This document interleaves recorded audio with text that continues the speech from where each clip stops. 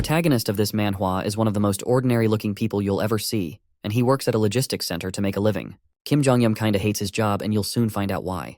When he tries to strike up a casual chat with the robot next to him, the tin can just ignores him and gets straight to work. And that's exactly why he dislikes being here. You see, the entire logistics center is filled with technologically advanced AI robots that handle most of the manual labor. Jong-yum is the one overseeing everything, but there's not a single person to talk to. He sometimes feels pretty down, missing the warmth of human interaction, and occasionally wonders if he's ended up in the wrong place.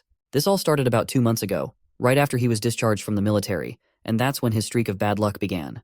The first major setback was that his parents moved to Uijeongbu. As a consolation gift for his discharge, they paid the deposit and 6 months' rent for his studio apartment, leaving him to live alone near his old school. Thus began his forced solitary life. Although he was financially stable thanks to government support and the rent coverage from his parents, he decided to take his time looking for a job. With no rush, he hoped to find the best opportunity. But things didn't go as planned, and he faced rejection after rejection before even getting the chance to prove himself. After a month of job hunting, he was going stir-crazy from extreme boredom. One day, while killing time, he ended up venting to his sister about their pathetic brother who couldn't even land a job. Naturally, his sister had a field day trolling him. And during their chat, he heard about delivery companies using AI robots to make work easier, and a lot of people were working as operators in these companies. His interest was piqued, and that's how he ended up in this dump of a place where there's literally no one to talk to. Just as I'm saying this, we hear another person calling out to him. This man looks quite grumpy and unpleasant at first glance. It wouldn't be surprising if he were the manager, as he fits the role perfectly. Anyway, the senior informs his junior that they're out of tuna stock, even though the system still says there's some left. He tells our boy to check the warehouse for any missing stock. Of course, Jong-yum complies with a fake smile plastered on his face. Looks like the big bro was not expecting to hear this, and he promptly asks if he is actually recovered. Anyway, once Kim heads into the warehouse, the door behind him starts to close. He quickly begins searching for the tuna his senior mentioned. After rummaging around, he spots the stock, climbs up a riser, and grabs it. Just then, he hears a loud thud of the door to the warehouse slamming shut. He tries turning the doorknob, but it's stuck. He calls his manager Shin, but there's no answer. The thought of calling 911 crosses his mind, but he decides against it, because he's not stuck in a freezing freezer, so it wouldn't be worth the hassle. Instead, he takes a selfie and sends it to his sisters, letting them know he's trapped in the warehouse. At first, she teases him about his situation, but then she suddenly says she just heard a building collapsing outside her house. Of course, the brother gets worried about his sister and quickly calls her phone number. When she picks up, she doesn't say anything, and he wonders if she's just pulling a prank. But just as he's thinking that, the entire warehouse starts to shake, and the emergency alarm blares. The place descends into chaos, and he hears announcements telling everyone to evacuate quickly. Stuck in the warehouse with no idea what's happening outside, he starts banging on the main door with his empty fists, but his frantic pounding gets no response. Desperate, he decides to call 911, only to find that the cellular signal is down. He's seriously losing his mind now, and the thought that there might be a full-blown war going on outside is freaking him out. Suddenly, he notices something pounding on the main gate from the outside, each impact leaving a giant dent in the massive steel door as if it were nothing but a cardboard cutout. His hands tremble as he pulls it back from the doorknob, instinctively knowing that shit is going haywire outside, and if he makes a single sound, he's certain he's done for. Sweating profusely, he collapses to his knees, and thankfully, the pounding on the gate eventually stops. However, the commotion and screams outside are still loud enough to terrify him.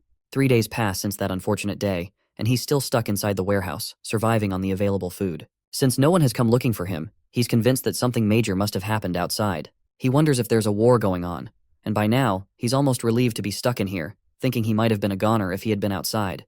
The alarm that used to blare constantly has been silent since yesterday, which is a relief. At least he can sleep now. But he's unsure how much longer he can hold out, especially with his battery running low, and this might be his last note to the outside world.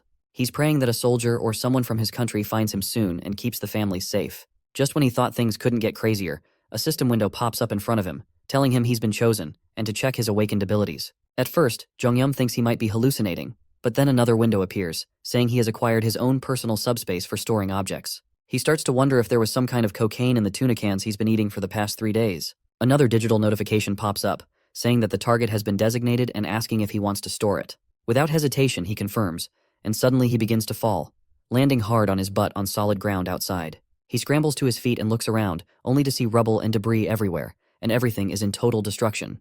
He spots his senior lying dead on the ground. While the system windows keep on flashing, our boy is busy puking his guts out after seeing his senior's lifeless body. The system then states that a suitable operating system for him has been found, and it's currently being installed. Suddenly he hears footsteps approaching from behind, and there is a huge shadow cast by a figure behind him, and he is pretty darn sure that this shadow is not of a human. As the camera pans out, we see an orc-like monster with sharp fangs and a giant blood-soaked body. Jongyum sweats profusely as he tries to calm himself, desperately hoping his fears aren't true. He tries to stay optimistic, convincing himself that the loud roar he heard 3 days back might be from a gorilla or a bear.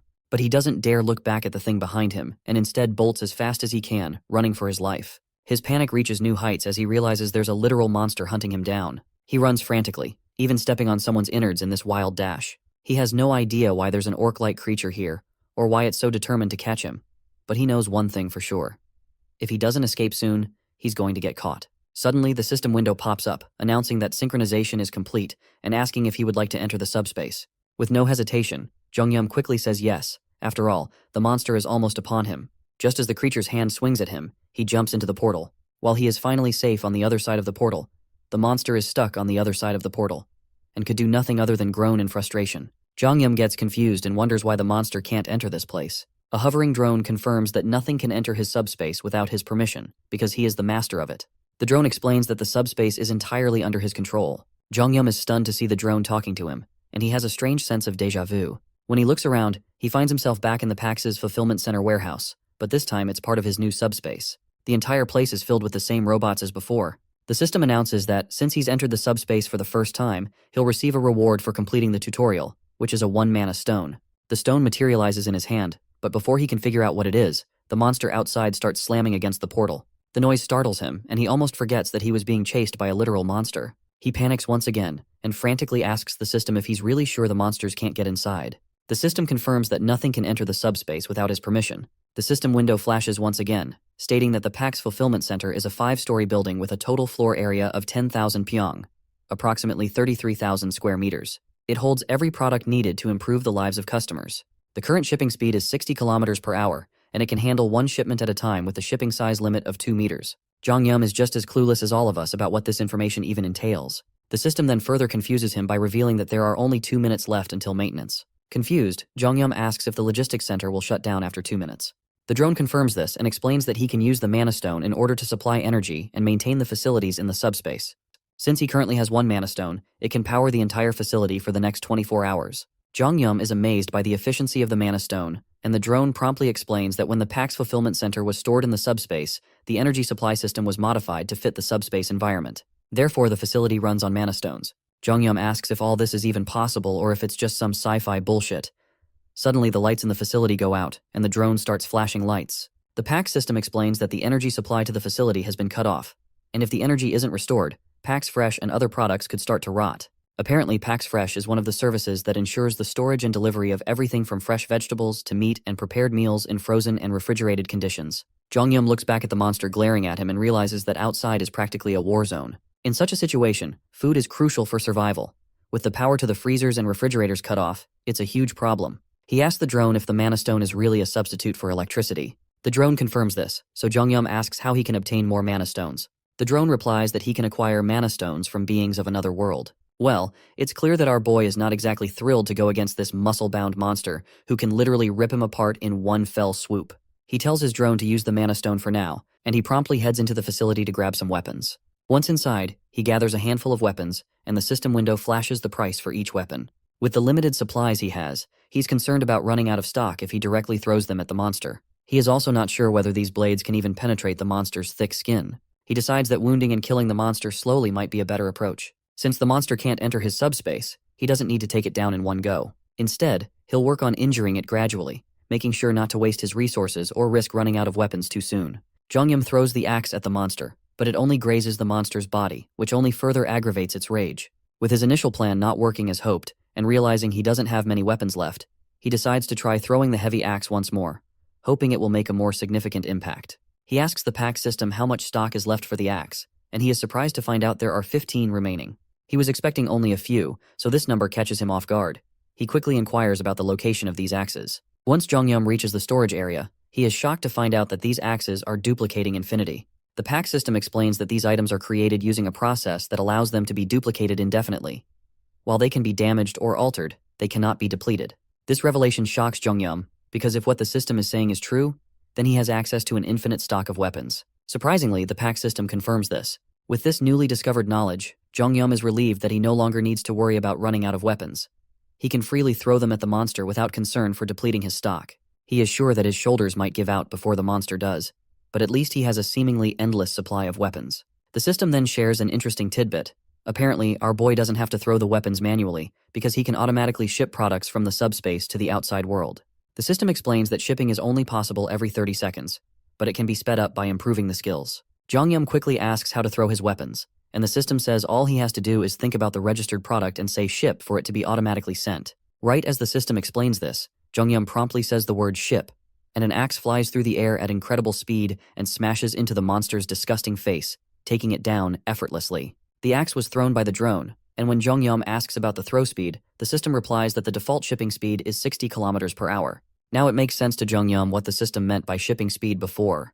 The system then reveals that if he wants to change the speed, he can adjust it up to a maximum of 75 km/h. To go beyond that, he'll need to enhance his skills. Naturally, Jongyum asks the system how to enhance his skills, and the system explains that he can do so using mana stones. Speaking of mana stones, our boy quickly remembers the monster he just defeated, and he realizes he'll need to fight more of these creatures to advance. He quickly grabs some gear from the facility.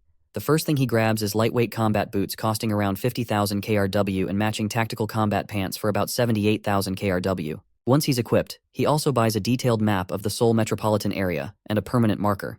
He draws a circle around the Gwangjin district and then marks the neighboring districts as well in a certain order. With his plan in place, he decides to start with the nearest marked district and work his way towards his final destination, Ijeongbu, where he hopes to reach his parents. Since Jongyum is starting from Gunpo, and he does not even have a car, he realizes it's going to be a long journey to reach his parents. Although it's not as fast as a car or motorcycle, a regular bicycle is still pretty valuable in a post-apocalyptic world, and if I'm being honest, it's practically a Lamborghini at that moment. He hops onto the bike and starts pedaling through the desolate world. After about 30 minutes, night falls, and he's managed to take down almost 12 orcs during this short journey. He then reveals to us that he has learned one valuable thing after taking down 12 orcs. But before he could explain anything about his discovery, a monster suddenly appears and tries to attack him. Jongyum quickly retreats into his subspace, leaving the monster outside. While the monster is immobilized, he uses his shipment ability again to deliver the axe with incredible speed. Unfortunately, the axe misses its mark slightly and only injures the monster's shoulder.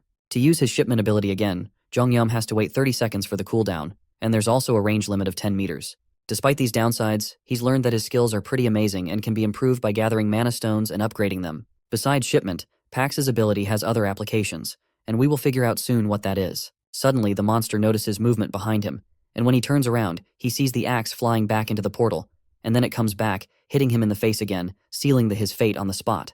This is actually the second application of Pax's shipment ability, which is also known as product retrieval. It automatically brings back dispatched items, which is just as convenient as the shipment ability. Jongyum uses his retrieval ability once more to get the mana stone from the monster. He is kind of curious why he can't simply retrieve the mana stone like this without killing the monster. He then asks Pax the same question, and learns that he can use his retrieve skill on the stone because it belongs to him only after he kills the monster.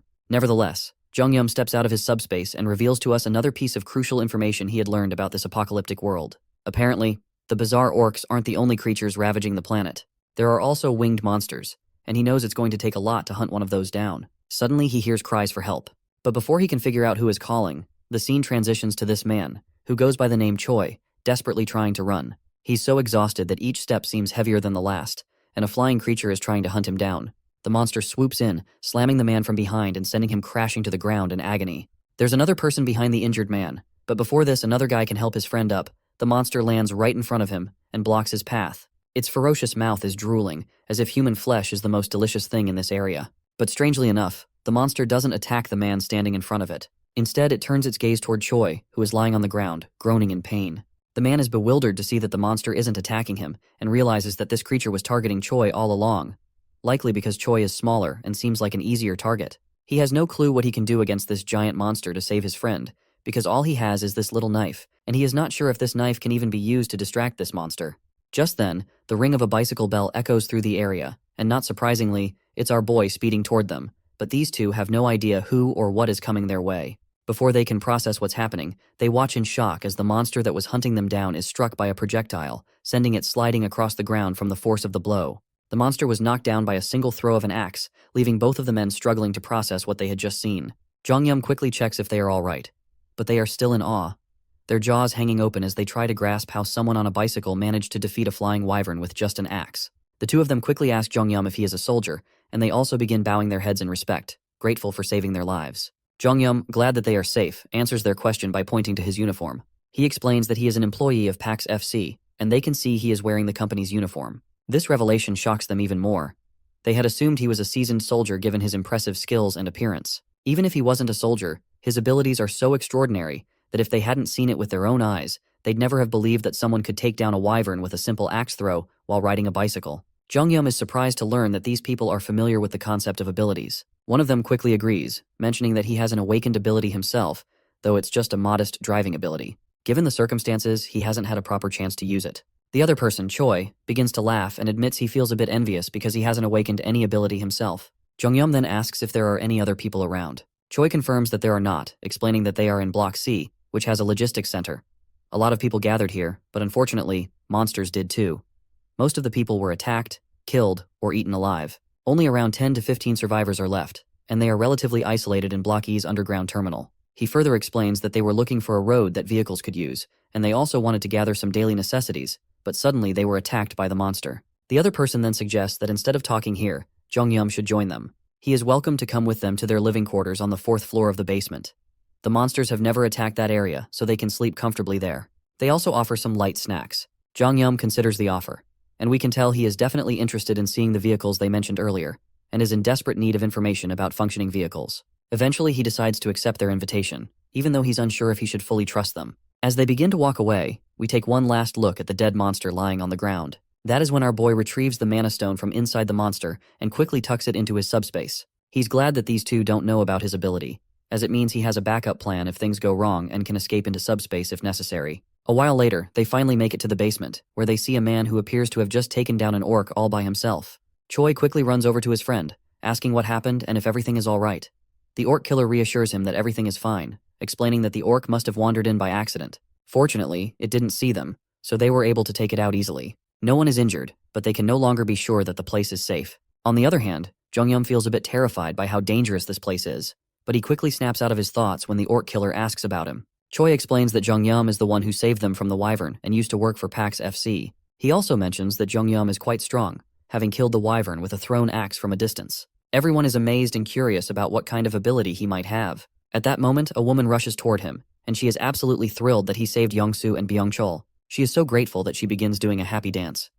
The others start to gather around him, showering him with praise. Jong-yum tries to downplay it, saying he was just doing what he had to do. Just as our lad is getting so much attention, Choi tries to disperse the crowd, telling them not to tease the young guy. Just then, the orc killer guy speaks up, saying that everyone here has been working together for over 10 years, and that Young-soo and Byung-chul are like family to him. He's genuinely grateful to meet someone who saved his family, and introduces himself as Lee Jin-mok, the center manager of Daehyun Express Terminal. He even bows his head in respect for saving his two friends. Once the pleasantries are over, Jin-mok gives Jong-yum a brief rundown of the place. He explains that while they can't guarantee the safety of the location, it's much more comfortable than the outside world. They have food and water supplies from the logistics center, so Jong-yum can eat as much as he wants without feeling embarrassed and can make himself at home. Jin-mok also mentions that they have plenty of supplies and can get more from the logistics center if needed. Kyle is actually pleased that these bunch of stupid heads don't suspect him of anything just because they see him as a kid. Of course, everyone is left wide-eyed and their mouths are hanging open at this absurd news. Mok Jin quickly asks what on earth this even means.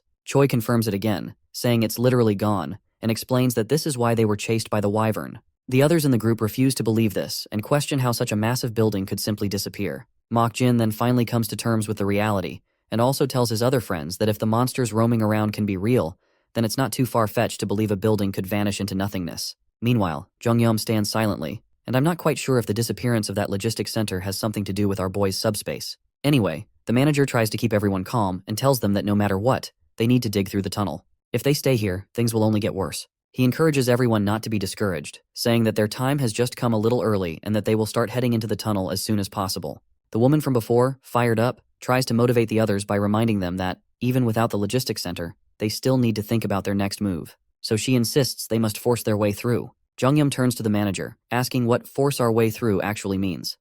The manager explains that everyone here has homes elsewhere, and vehicles are essential for travel. However, with the roads blocked, they need to find a way through. Jong-yum perks up at the mention of the vehicles and asks for more info. The manager confirms they do have working vehicles, but explains that all the roads are blocked. The golf course obstructs the way to the north, containers block the east, and the southern Yangdong Expressway is completely destroyed. The tunnel to the west is the only exit, but unfortunately, a group of wyverns has taken over that tunnel. Until now, everyone has been surviving by getting food and water from the logistics center, but now they have to force their way through. The manager tells Jong-yum that he doesn't have to go through the tunnel since the blocked roads are for vehicles, and there are ways to escape on foot or by bicycle. However, Jong-yum quickly responds that he needs a vehicle as well, and thinks it's best to go through the tunnel. The manager does not try to change our boy's mind any further, and simply says he's welcome to join them if he's up for it. Jong-yum smiles and says he'd be glad to work with them. Jong-yum also thinks in his mind that it would be better if he kept his abilities hidden. While the group seems nice enough, he can't ignore that they've been struggling to survive while he was safe in the center. They might have run out of food and supplies, and he's sure they won't be upfront about their situation. He understands their need for secrecy, and plans to stay cautious as well. He then turns to the manager and says he wants to check out the situation with the tunnel and the wyvern. He's planning to go scouting, but in reality, he just wants to use his abilities to demolish that horde of monsters to rack up some sweet mana stones. The scene then flashes back a little. After taking down a bunch of monsters, he saved up 5 magic stones. With these, he can cut the cooldown on his shipping ability down to 5 seconds. That's when he sees 3 new shipping abilities. The first one is Precise Delivery, which, as the name suggests, locks onto the target and guarantees a hit. The second is Simultaneous Delivery, which lets him ship up to 2 items at once. The third is Automatic Delivery, which allows him to automatically deliver designated items, with the timing interval being adjustable. As cool as these abilities sound, each one costs about 10 stones, and our guy is totally looking forward to see them in action, though he's still a bit unclear on what exactly Automatic Delivery does. In the present moment, he's grinning from ear to ear, thrilled that he saved up the magic stones, and looking forward to his scouting mission to earn some more, or so he thought. His dream of purchasing fantastic abilities is quickly dashed when he finds himself stuck with Youngso, who is one of the guys he had saved earlier. When our boy asks him why he's tagging along, Youngso says it's too dangerous to go outside alone, but Jong-yum reminds him that he was the one who was being chased by a wyvern. But Youngso insists it doesn't matter because he can't let him go alone. Besides, he is confident our guy will save him again if needed. Our guy then remembers Youngso mentioning he had awakened a driver's ability, so he asks him if he can see a message window or something like that. Youngso says he hasn't seen any message window or anything like that, but he has a gut feeling that he has indeed awakened an ability, and it just hasn't fully matured yet. Well, this info isn't exactly reassuring to our boy, and he's starting to feel pretty worried. As night falls, their bike zooms down the road at insane speeds. Jong-yum is literally sweating in fear as he watches Youngso literally steer the bike with one leg while trying to balance on it. When he asks why Youngso is driving like this, the man responds that there are so many cars on the road, and it's hard to see. That's when Youngso spots a wyvern up ahead. Our guy quickly tells him to stop since he can't see a thing. It looks like the monster has finally caught up to their presence, and as it glares at them, Youngso asks what they should do. Just then, a projectile hits the monster, taking it down in one blow, leaving Youngso completely baffled. Meanwhile, our guy calmly tells him to keep his head straight and not look back. While he is saying that, he sneakily retrieves the mana stone and stores it in his subspace. Finally, Youngso points out that he can see the tunnel over there. He slams on the brakes, but before our boy can ask him why he stopped in the middle of the road, the reason behind their abrupt halt becomes clear when they see a ton of monsters crawling around the area, and Youngso is absolutely terrified, and I would not be surprised if he has sharded in his pants already. As one of the monsters starts to walk toward them, Youngso is pretty sure their game is over. Even with the electric bikes, there's no way they can outrun this many wyverns. Just as Youngso braces himself for the worst, our guy decides he has no choice but to use his subspace ability. He quickly calls up his system, dumps his mana stones to cut down the cooldown from 30 seconds to only 5 seconds. Youngso confusingly asks what the heck he's doing, but our guy doesn't bother to explain. Meanwhile, the monster lets out a deafening roar, and every monster in the vicinity starts closing in from all directions. Just in the nick of time, Jong-yum yells, "Ship!" and a projectile comes crashing down, taking out the monster and saving Youngso. He glances back, still anxious and panicked, and is left wide-eyed when he spots a portal behind them. After taking down the monster, our guy quickly grabs the stones from it and tells Youngso to stick close, because that's the only way he can keep him safe. Youngso agrees, though he's completely clueless about what's going on and why there's a logistics center behind them. Just then, more monsters show up, and one of them is quickly dealt with by our guy's axes. The more monsters get ready and quickly charge at them. Youngso panics and begins stepping back, and eventually dives into our boy's subspace. The monster, on the other hand, brutally slams into the subspace barrier, while Youngso stumbles back and falls down to the ground. The monster regains its composure and charges again, but our guy slips into his subspace just in time. The monster slams into the barrier once more and is soon taken down by an axe, dropping right away. Meanwhile, Youngso looks at this scene in awe, as if he has just witnessed a miracle. He can barely believe his eyes, and from the logistics center to the axes flying around, he's not sure what amazes him more, but he is sure of one thing, that for our boy, these monsters are nothing more than pests, and this tunnel is just an annoyance he can clear out without breaking a sweat. He then reflects on how everyone in the basement wanted to use the delivery vehicle to carry food and move relatively safely, and the tunnel is just a part of the route. Even if they get through safely, the monsters are still out there. But for our guy, it's different. He really just needs the vehicle as a means of transportation, since he can deal with anything with ease. Youngso has even started to feel a bit jealous as well, because with an ability like that, he could easily get to his family as soon as possible. He's not sure how far our boy plans to travel that he is feeling the need to use a vehicle. Suddenly, they notice the monsters starting to run away. Jongyum is fascinated to see that these reptiles are pretty smart, because they're fleeing instead of charging into danger. Adolf had told him that the power of darkness would make him stronger and allow him to sense a power, unlike anything he had felt before. Our boy curiously asks if he's never seen a mana stone before. Youngso admits he hasn't, so Jongyum explains that he uses them to enhance his abilities. Youngso finally gets it and wonders if he'll get a chance to try it himself someday. Now it finally makes sense to our boy as to why Youngso didn't bother to extract the mana stone from the orc's corpse earlier. Anyway, Youngso points out that with abilities like this, our boy could easily solo this entire tunnel single-handedly. Jongyum then explains that he didn't come here with the intention of clearing out the tunnel. He just wanted to check it out. If it seemed doable, he'd break through quietly and didn't mean to show off his abilities like that. Youngso then apologizes for tagging along, but our guy reassures him that there's no need to worry. He didn't know the way to the tunnel anyway, so if he had come alone, he wouldn't have been able to get through. He then suggests it's time to head back since the wyvern has retreated for now, but might attack again soon. That's when Youngso asks how far our guy plans to travel that he feels the need for a vehicle. Jongyum explains that he's trying to reach his family, and his final destination is Uijeongbu, near the Gangnam district. This news takes Youngso by surprise because his own destination is on the same route to Gangnam. He reveals to Jongyum that he's heading to Indeokwan, which is on the way, and asks if it would be too much trouble to let him tag along until they reach Indeokwan. Jongyum isn't sure how to respond, but Youngso continues, saying that even if he gets through the tunnel, he's not confident he can make it home safely. His driving ability isn't much help in combat, but since Jongyum can fight off monsters, he might have a better chance of reaching his family. Youngso then promises to help our boy reach Gangnam faster than anyone else, and swears he won't be a burden on their journey. He's even willing to provide food for our boy along the way. Jongyum starts to see some real value in this partnership. Youngso's driving skills are beyond doubt, and more importantly, if this guy is on his side, he won't spill the beans about his abilities. It's a win-win situation because Jongyum fears that if his abilities became known, there's no telling what people might do, maybe even try to assassinate him, though that might be overthinking it. Still, better safe than sorry. So, all in all, our guy finally gives Youngso the green light to tag along, and the dude perks up like a kid in a candy store. Jongyum then tells him he'll handle the tunnel and makes it clear that Youngso should keep his abilities a secret. He even asks him to make sure everyone else stays out of his way. Youngso eagerly agrees, promising to ensure that everyone cooperates. He's super positive about it, ready to do his part. But things didn't go as Jongyum hoped, because that foolish guy went ahead and told everyone that our boy would be able to break through the tunnel on his own, using his awakened abilities. All they need to do is wait outside until he is done, and then they can move forward.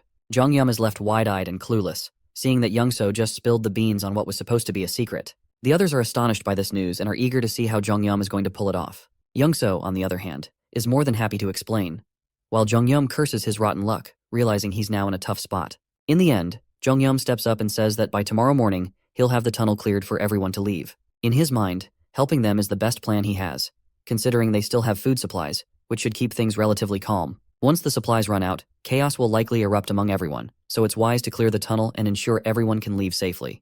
That's when the manager calls out to Jongyum, saying he won't pry into his abilities or ask any questions about them. Instead, the manager respects him for the decision he has made to help everyone. He offers some food supplies from their reserves to Jongyum, which leaves him quite taken aback, because this much generosity is just too much. The manager explains that since Jongyum risked his life to scout the tunnel, all they can offer in return is a bit of food. Now that he's even clearing the tunnel for them, they feel they can't repay him enough for his kindness. They apologize, saying all they can offer right now are a few words of gratitude. Jongyum tries to explain that he did it for himself because he wanted to, and that they shouldn't have to go to such lengths to help him. He insists that the food must be meant for their families and tells them to keep it. Youngso, however, steps in and tells our boy to just take it, and further points out that rejecting the food would be too harsh for everyone involved.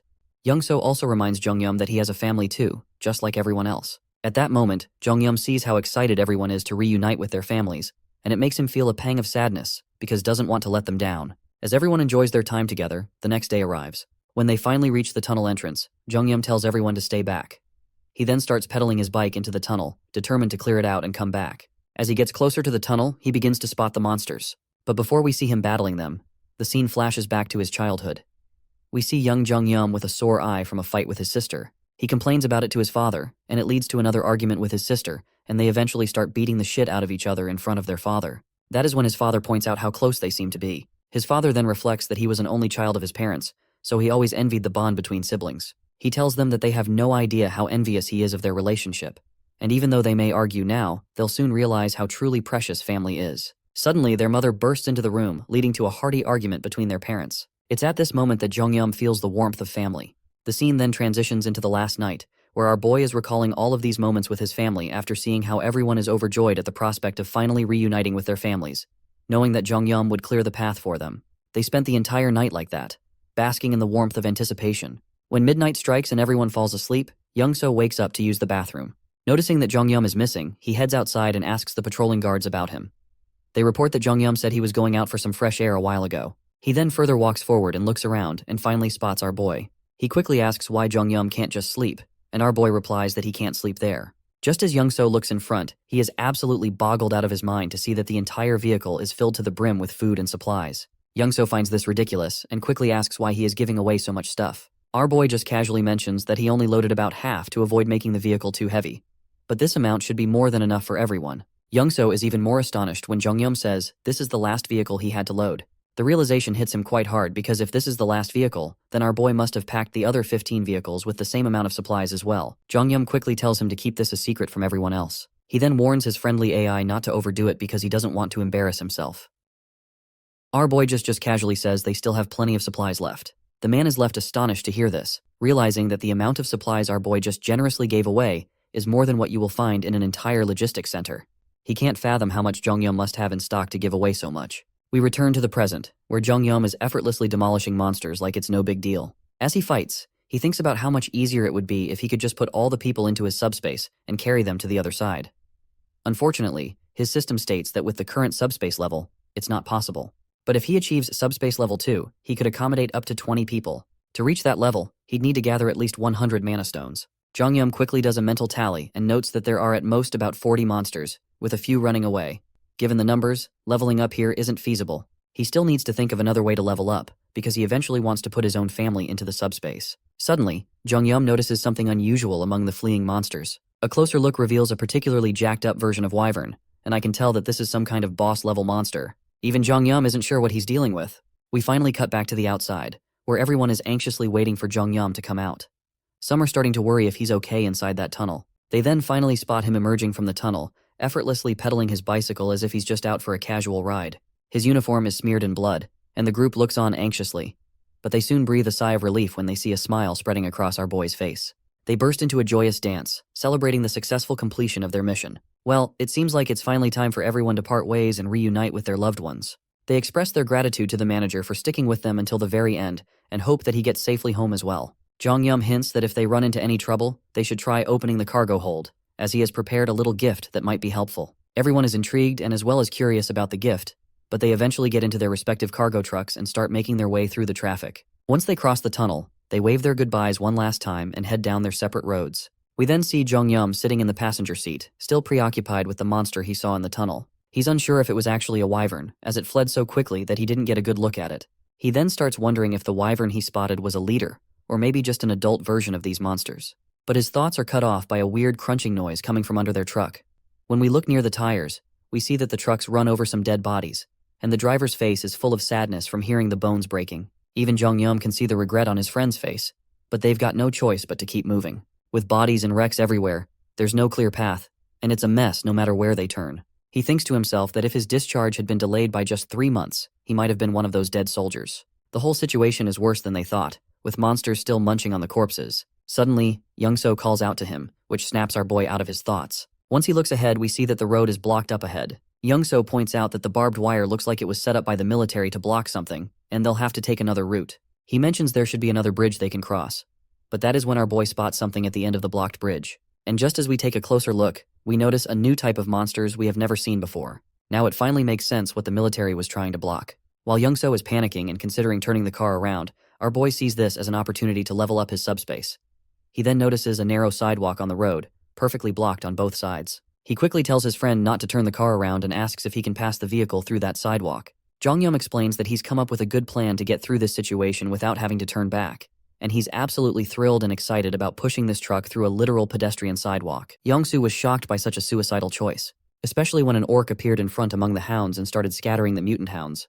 The monsters didn't seem to be friendly with each other at all. Even though the orc had an advantage in size and strength, the mutated dogs were simply more numerous. Poor Orc didn't stand a chance against such a hungry pack, and their hollow mouths didn't stop them from tearing flesh. Our two could only see the blood and flesh flying in every direction. Poor Yongsu was really scared, and even knowing the abilities of our hero doubted the sanity of the idea of going straight there. Just in case, he asked what Yongsu meant and whether he is really going to cross this bridge. Our hero was more than confident in his abilities and thought it was even easier than his frightened friend thought. While Yongsu was trying to gain courage, Jongyum asked him a strange question.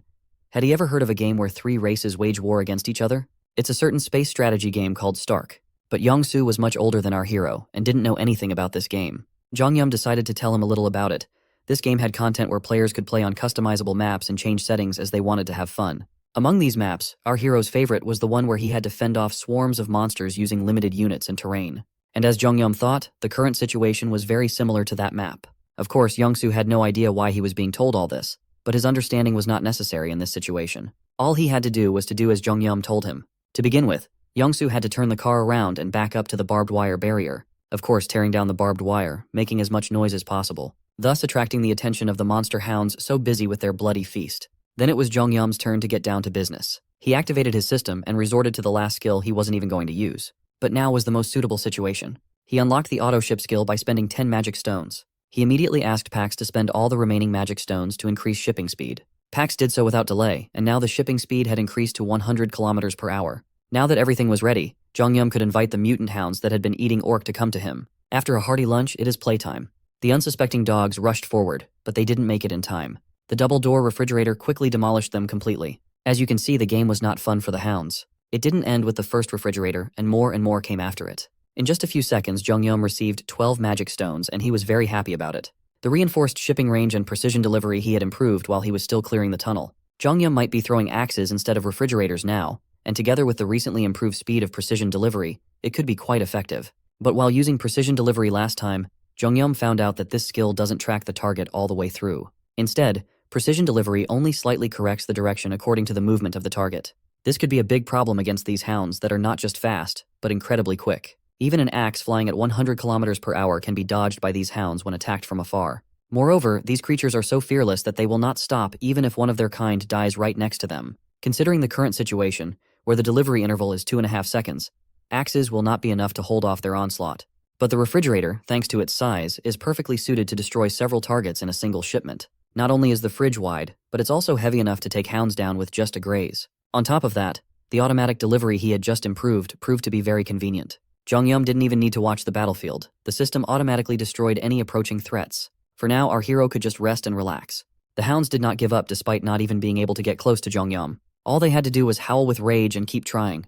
Although, let's be honest, against the flying refrigerators, they didn't stand a chance. As the battle continued, Yongsu had the carelessness to look back. He nearly lost his jaw from surprise when he realized what he saw. He thought that Jongyum could only throw axes, but here were refrigerators that were beyond his imagination. Okay, one flying refrigerator was something he could still imagine, but a new flying refrigerator every 2 seconds was unbelievable. Besides, why would the logistics center keep so many refrigerators in stock? Yongsu began to wonder if it could be that the stock being retrieved was coming out as new products, even if axes are indeed retrieved and reused by his system. But how it could work with refrigerators was not clear to him. Yongsu just couldn't believe it and froze in place. He didn't even notice when Jongyum came back to him and asked if he wanted something to eat.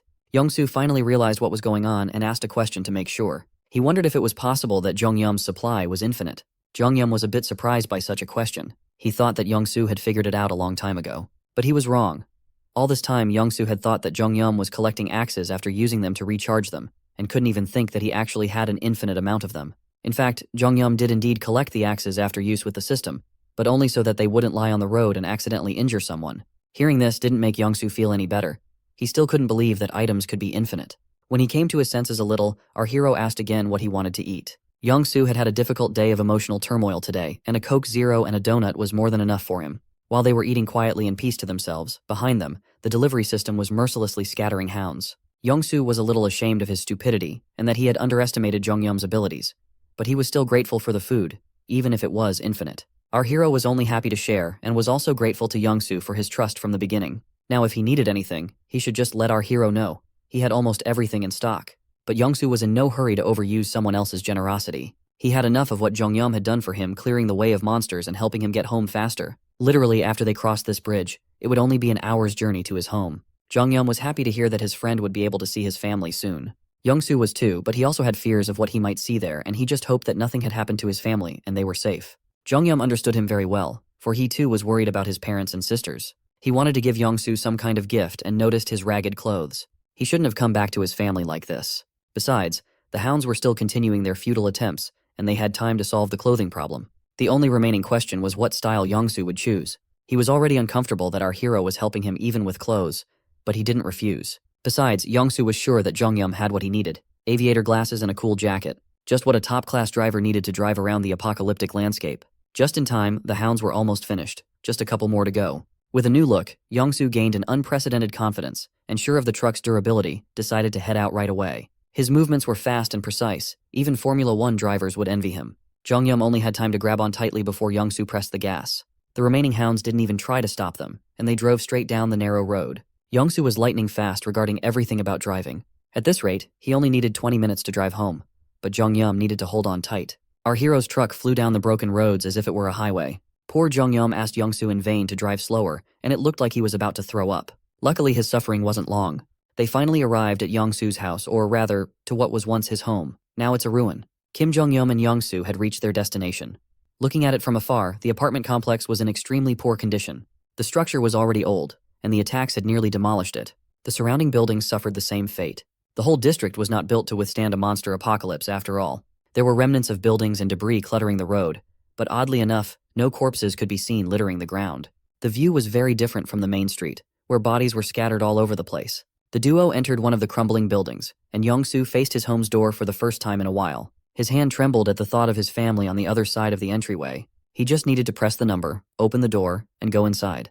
Those were 3 simple steps, but he couldn't bring himself to move his hand to the keypad out of debilitating fear. Jong-yum watched from behind. He could see that his new buddy was having an impossibly hard time opening the door. Young-soo had stepped on the gas so hard that they covered a distance that should have taken an hour in less than 20 minutes. That was how eager he was to see his family again. He drove to this area, fueled by thoughts of his wife and kid. But if he had to face a cold corpse inside their home, he might not be able to handle it. There was no way he could open that door, no matter how much resolve he had. Anyone would be stunned at the thought of the worst-case scenario. Jong-yum reckoned it would be best if he took the lead and opened the door instead. He tapped Young-soo on the shoulder, and he tensed up.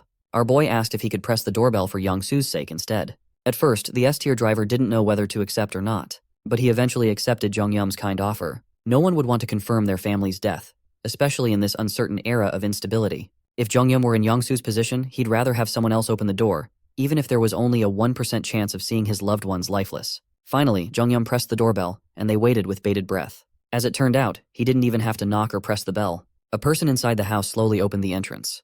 The duo turned to the door as they heard it creak open. Young-soo's eyes widened as he stared at the person opening the door to his home. His wife and little girl stood at the entryway, seemingly waiting for him all this time. When she saw her husband, who hadn't come back throughout the confusing and tumultuous descent of monsters, she couldn't believe her eyes. Young-soo's tears finally escaped. He felt the joy and relief of seeing his family alive after dreading the possibility of never seeing them again. He quickly ran toward his wife and daughter, covering them in a tight, loving embrace. Jong-yum watched the heartfelt reunion from the sidelines. He was happy his new buddy got a good ending. They didn't even have to knock or ring the doorbell. Young-soo's wife just knew she had to open it. She heard a noise and looked through the peephole to see her husband. While he thanked every deity for keeping his family safe, Young-soo's daughter clung to her father, crying and telling him she hated him for making them worry so much. After a few minutes of sobbing, Young-soo's wife finally noticed another person standing in the hallway. Young-soo introduced Jong-yum as the benefactor who helped him get back safely. At that moment, our boy's vision turned blurry as his world spun, and everything went black. He fell, lost strength in his legs, and started to lose consciousness for unknown reasons. Young-soo worriedly called out his name, but he looked way too dazed. The last thing Jong-yum saw was the hazy silhouette of Young-soo and his family. He knew he shouldn't be losing consciousness here and now, but it was out of his control. What little light remained faded, and he couldn't take it anymore. Jong-yum's mind drifted to a distant memory when he curiously asked his dad why he wasn't crying. Dad just looked at him reassuringly and explained that parting with loved ones didn't bring only sadness. All kinds of emotions come to mind. You inevitably remember all the time spent together. It was the day of Grandma's funeral, and Dad felt affection, gratitude, regret, longing, a wide array of emotions. He firmly believed farewells didn't need to be solely sad. Upon reflecting, Dad felt more gratitude than sadness. Gratitude for being shown the true essence of love. His mother had given him a heart that cared without expecting anything in return. It would be difficult for a child to understand now, but one day, as time passed and Jong-yum gained more life experience, he would realize the same thing. Dad firmly believed his little boy would understand that giving and receiving love would never be easy. From the memory of his grandma's funeral, Jung-yum's subconscious brought him to a more playful one. He was transported to the days when his sister would beat him mercilessly with pillows. She weaponized pillows and proudly beat her brother to the ground. It always ended with him crying from the pain, sometimes with a matching injury on his face. His sister was ruthless, though. She insisted she didn't even hit him hard. She even used the pillow to soften the blow, yet he cried like a baby. Little crybaby Jung-yum ran to snitch on Dad while his sister celebrated her victory. Once again, Kim Sol had successfully defended the household's championship title. The siblings bickered and fought a lot, but from Dad's perspective, they were as thick as thieves. Dad always lectured them about how, despite resenting and annoying one another now, the day would come when they'd realize just how precious family is and what love truly feels like. Then, Mom would come and lecture her husband about yapping and not helping her prepare dinner. That night, Jung-yum remembered how good the piping hot stew looked on the dining table. The whole family sat at the dining table while Ju-yeon was busy fiddling with her phone. Mom asked if she was texting a crush, but that's just how middle school girls act. They can't go one day without texting their friends. On TV, a professional fight, personally curated by Kim Sol, was playing. Mom couldn't even watch her dramas, with the feisty little girl hogging the TV. Given that Sol was going to middle school next year, she thought of trying out for the boxing or combat sports club. She even picked a school with the best sports program. At that time, middle school was still a distant concept for little Jung-yum. Years passed, and he finally graduated from primary school and joined the same middle school his sister attended. He looked at the welcome banner for freshmen and breathed in the air of his first day. Jung-yum awkwardly looked around, surrounded by unfamiliar faces. He watched as some kids laughed and walked together to their respective classes. He could still picture how neat and radiant their new uniforms looked. Jung-yum couldn't help but compare himself to his better-off classmates. While they wore new, perfectly fitted uniforms, he had to wear an old, used one that looked way too big for his lanky frame. Despite the stark difference between his jacket and theirs, young Jung-yum still smiled and held his head high. It's just a school uniform after all. What a young Chad. His positive outlook on middle school quickly faded when he became a target for lowlifes. He tried to do the right thing and defend a bullied classmate against some delinquent upperclassman. All it got him was countless cruel stomps as he desperately protected his head from senseless violence. Just as one of the delinquents was about to hit him in the face, a firm grip stopped the bastard cold. It was Kim Sol. She'd gone through a growth spurt and had been training with the school's club for a while now. She looked down at the delinquent like she was looking at an ant. Kim Sol easily dispatched the delinquents, who had been hassling her little brother. Afterwards, she turned to Jung-yum and enlisted him into her club. From then on, he was required to join the morning exercise. He thought he was just getting bailed out by his monstrous sister, but that was far from the truth. Little Jung-yum was subjected to a hellish training regimen designed by his sadistic older sister every single day. He kept up with this routine, met some good friends, and continued to live a peaceful and vibrant middle school life. A few years later, their eldest sister, Ju-yeon, got accepted into a prestigious nursing school. Their mom, dad, and siblings could not believe their eyes. Jung-yum kept up his training a few years after that. Can you see those gains, bro? At that time, a life-changing letter arrived in the mail. He read the snail mail sent by the government with terror on his face. It was time for him to fulfill his mandatory military enlistment notice. Mom waved goodbye, Dad stood proud, and Saul laughed at his new look as they sent him off to training camp. He had to shave his head.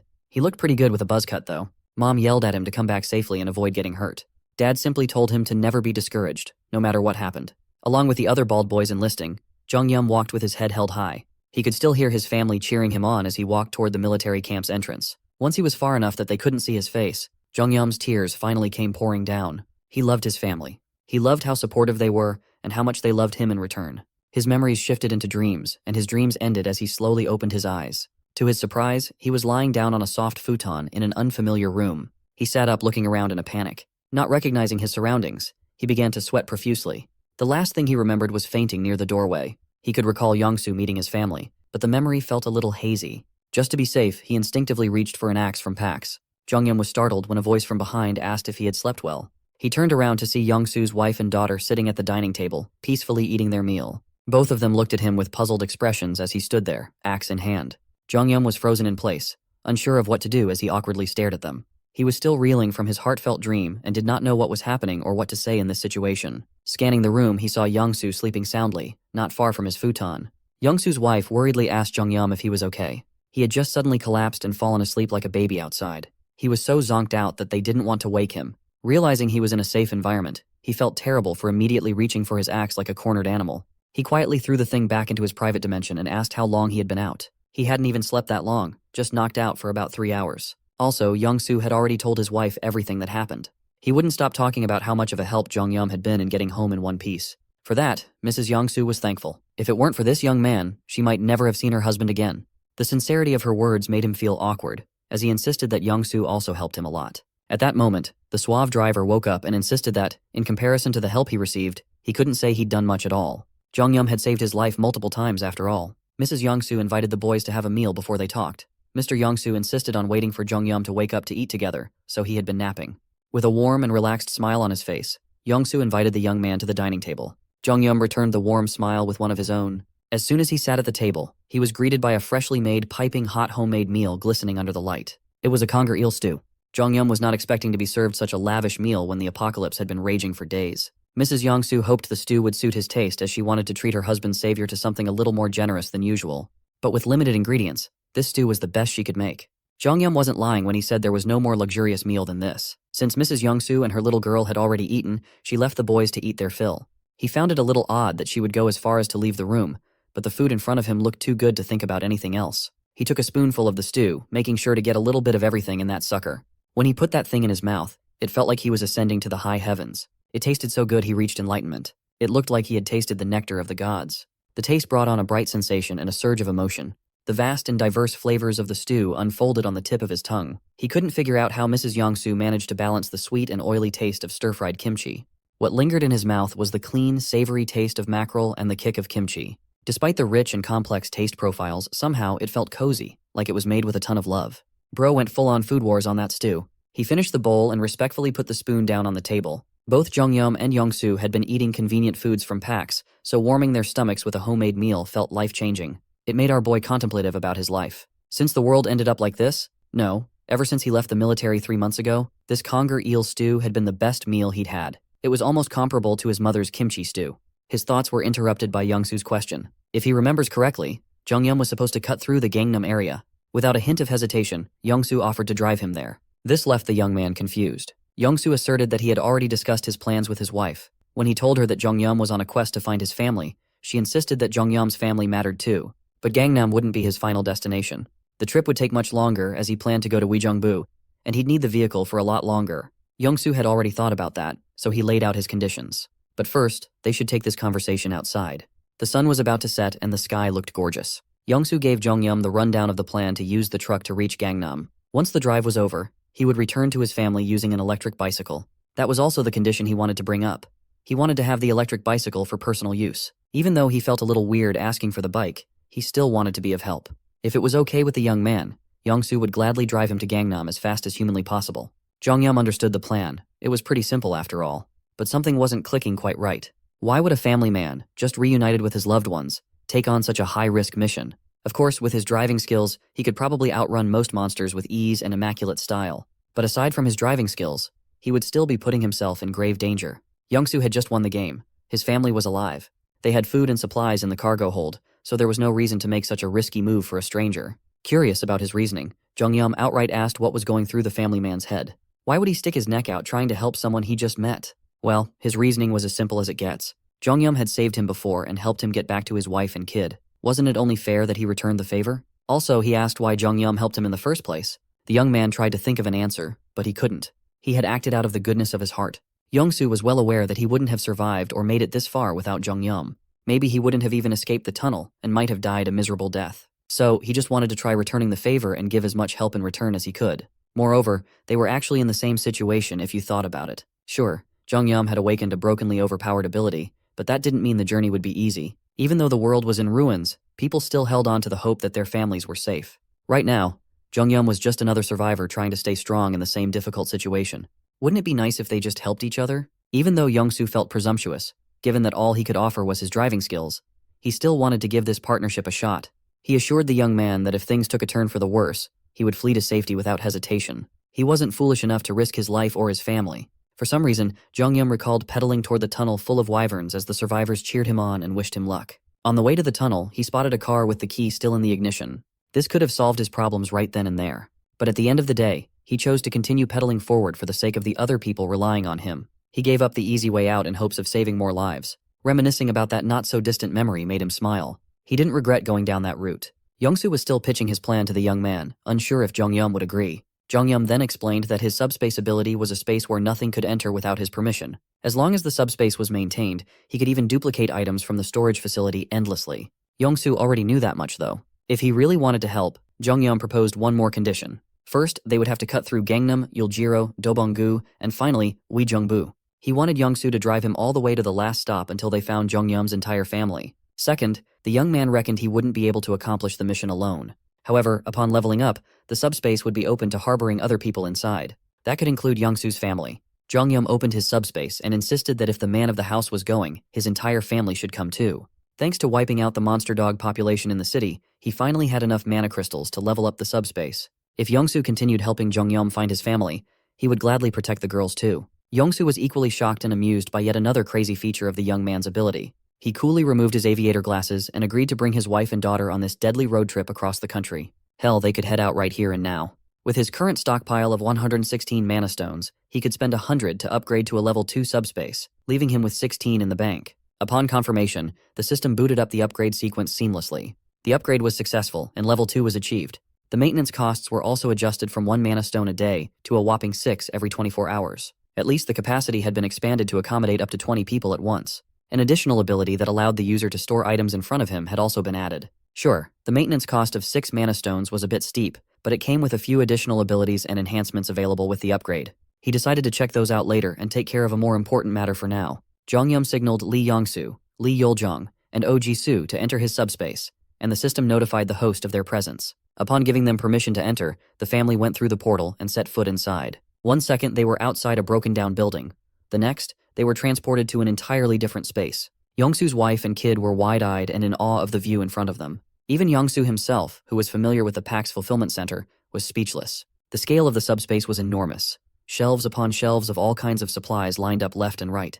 Jong-yeom called PAX to come over and demonstrate the crux of the subspace to the family. He explained that they could just tell the friendly artificial intelligence anything they needed while staying.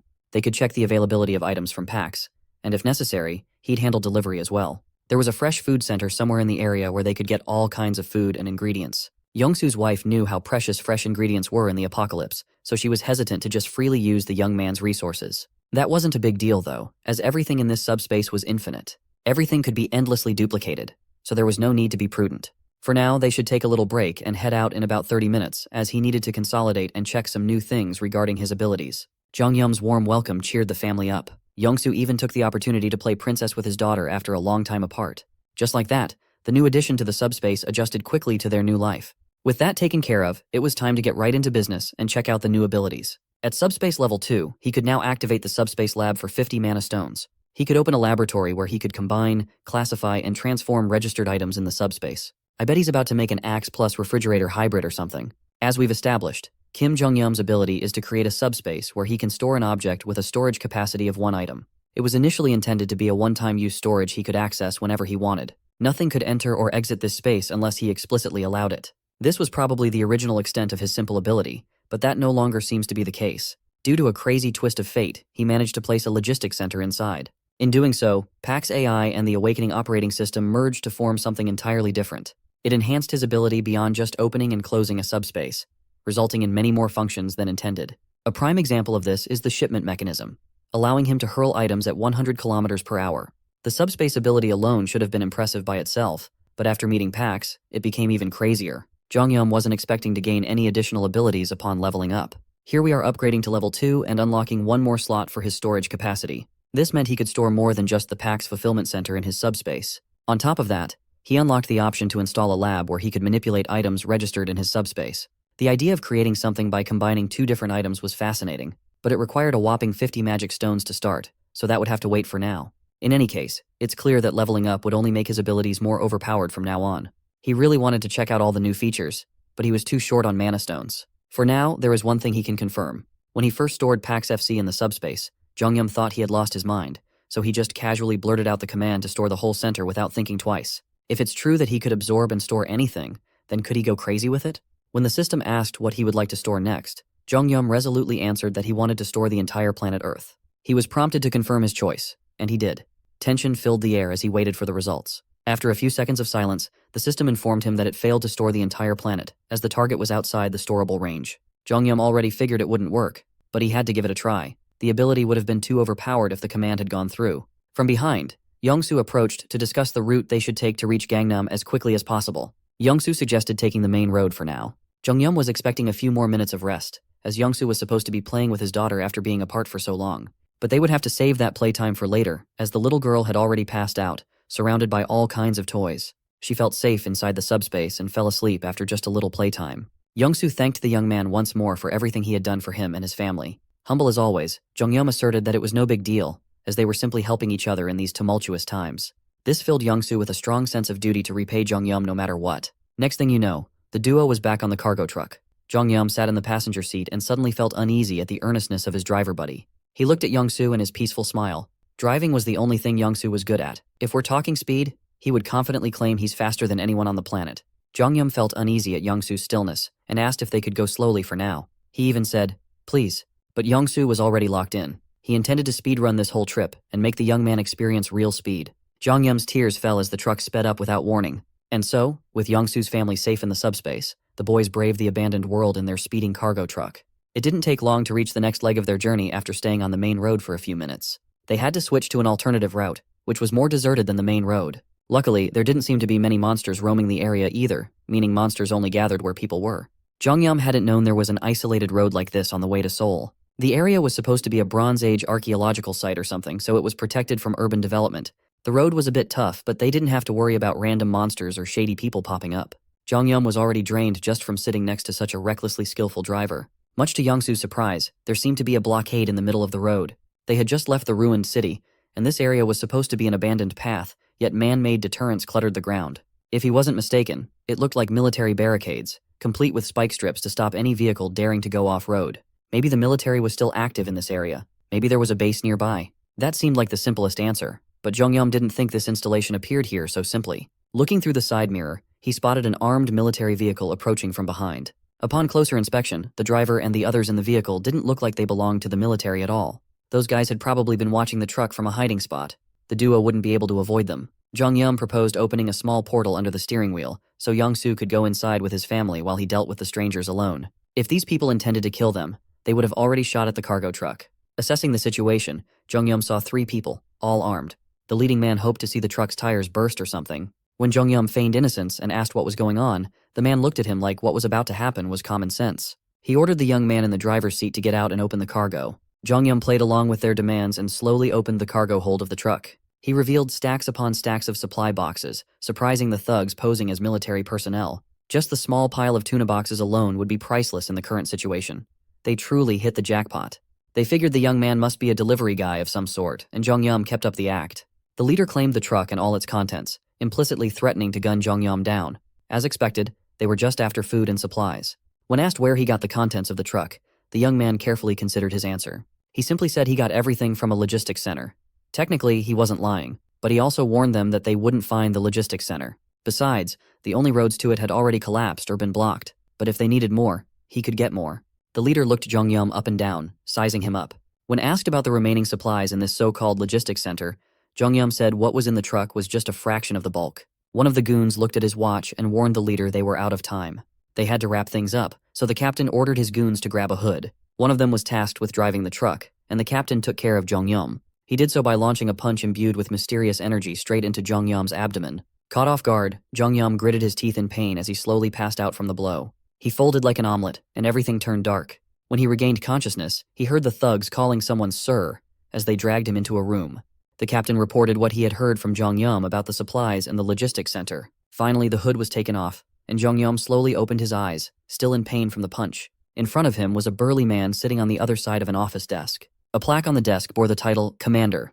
The South Korean flag was proudly placed front and center. No matter how you looked at it, the man sitting at the commander's desk didn't seem like one. Furthermore, there were bloody soldier corpses on the side of the office. The thugs had brought Jong-yeom to a strange place. The big boss had already heard a bit from his boys, but he wanted to hear more about this food and supplies directly from Jong-yeom's lips. He wanted to know where the logistics center was. Jong-yeom continued playing along, confessing that he got everything from the Gunpo Logistics Center. The big boss praised him for making a smart move. He even wished he had hit up a place like that early on. Jong-yeom asked where he was and what was going on. The big boss explained they were obviously in a military base, though he couldn't remember the name of the place. From the surrounding area, Jong-yeom was sure they were in a communications headquarters. The big boss had been exempt from mandatory military service, so he didn't care about the name. One quirk of this place happened every evening at 6 p.m. It would be faster if Jong-yeom had just seen it for himself. When the clock hit 6, a blood-curdling scream filled the room and the entire military base. Big Boss and his men had already gotten used to these terrifying shrieks. Unsettled, Jong-yeom looked out the window. he could not help but feel a bit of familiarity from the blood-curdling sound. Outside were wyverns freely roaming the skies as the sun set. There were dozens of them blocking out the light with their massive bodies and enormous wingspans. But these weren't the typical wyverns that Jongyam was used to killing. These creatures were way too big. Big Boss could not agree more. The size of those bastards was no joke. Big Boss took great pride in his strength, but even he almost died fighting one of those scaly beasts. Weirdly enough, his attacks felt like they were being blocked by something intangible. According to the soldier with his head smashed into the wall on the side of the office, the military tried to fight those monsters with guns, and they got helplessly wiped out. If supernatural powers didn't work, there was no way ordinary bullets would. So, the military opted to recruit others to fight those monsters. Big Boss wanted to join in until he saw how strong the beasts were and how weak the military was. He did what every big boss would do and took over the entire base, ruling over the area. Well, he didn't really kill the remnants of the military force, and he didn't want to kill Jongyam either. The young man seemed to know a lot, and the food situation in the base was horrendous. There were plenty of weapons and everything else in the communication headquarters, but what they were severely lacking was food. So, he wanted to tap into that logistics center and get some. The departure would be tomorrow morning. If Jongyam did this for him, Big Boss promised to accept him as a member of their family. He asserted that the group could protect the young man from monsters like that oversized wyvern outside. Unfortunately for the Big Boss, Jongyam had stopped listening to him yap for a while now. He was wondering what to put inside his subspace, and it seemed like fate had just handed him the perfect place on a silver platter. Ignoring the people around him, he spoke to Pax and requested that the Joint Command Communications headquarters be stored in the subspace. Confused by Jongyam's words, Big Boss threatened to kill the young man. Before he could even finish his threats, his office had already vanished. The entire military base was erased as if it had never existed in the first place. Big Boss looked around in confusion. The only thing left from his stronghold was the office chair. It was like a fucked up dream.